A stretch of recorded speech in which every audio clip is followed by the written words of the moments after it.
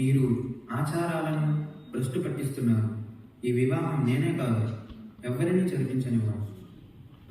మీరు జరిపించకపోతే ఈ వివాహాలు అవుతాయి అనుకోవద్దు. సత్యం కోసం, న్యాయం జరగడం కోసం సత్యశోధక్ సమాజ్ని నిర్మించి బ్రాహ్మణుల సహకారం లేకపోయినా కట్నం లేకుండా అతి తక్కువ ఖర్చుతో వివాహాలు జరిపిస్తాము.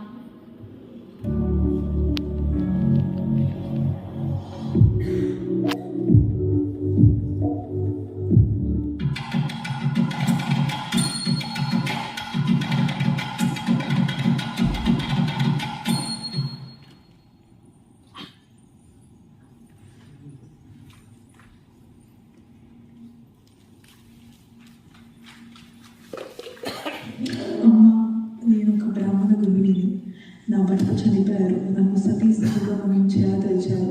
నేను నా బిడ్డ కొరకు బ్రతకాలనుకుంటున్నాను. మీరు కంగారు పడకండి, మేము మీకు అండగా ఉన్నాం.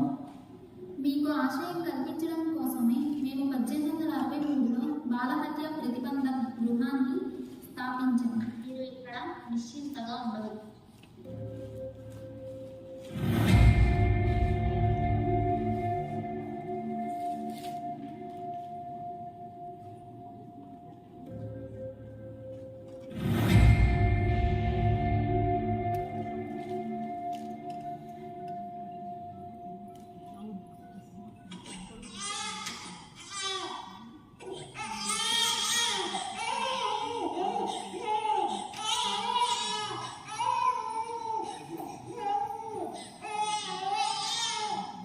సేట్జీ, ఆవిడ బాబును వదిలేసి వెళ్ళినట్టుంది. ఏం చేద్దాం?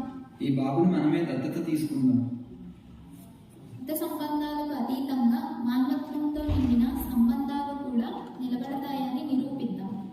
అలా యశ్వంత్ పూలే అని ఆ బిడ్డకు పేరు పెట్టి మంచి విలువలతో పెంచారు.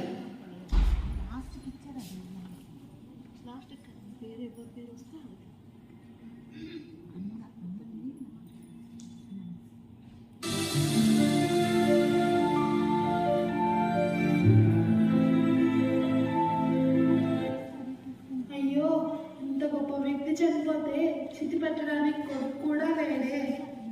యశ్వంత్ పులి ఉన్నాడు. ఎంత దత్తత తీసుకున్నా యశ్వంత్ బ్రాహ్మణుడు కదా, ఎలా జరిపిస్తాడు?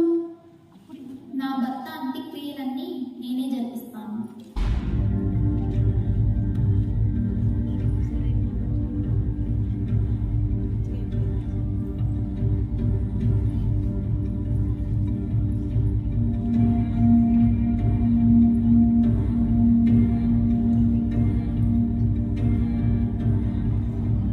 ఈ సంఘటన తరువాత 1897లో పూణే మొత్తం కరువు కాటకాల్లో మునిగిపోయిన తరుణం అది.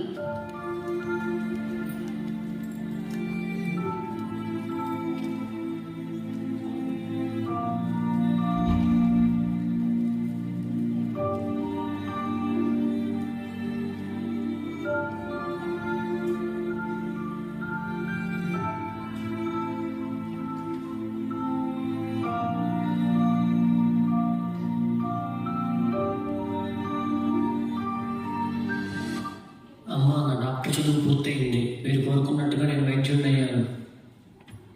మన ఊరిలోకి ప్లేగు వ్యాధి సోకింది. అందరూ జాగ్రత్తగా ఉండండి. బాబు, యశ్వంత్, ప్లేగు వ్యాధి సోకుతుందంట. ఈ ఊర్లో వాళ్ళకి ఏదో ఒకటి చేయాలి. ఏం చేద్దామంటావు? ఉచిత వైద్య శిబిరం పెడదామమ్మా, నేను చూసుకుంటాను. మంచి ఆలోచన, అలాగే చేద్దాం.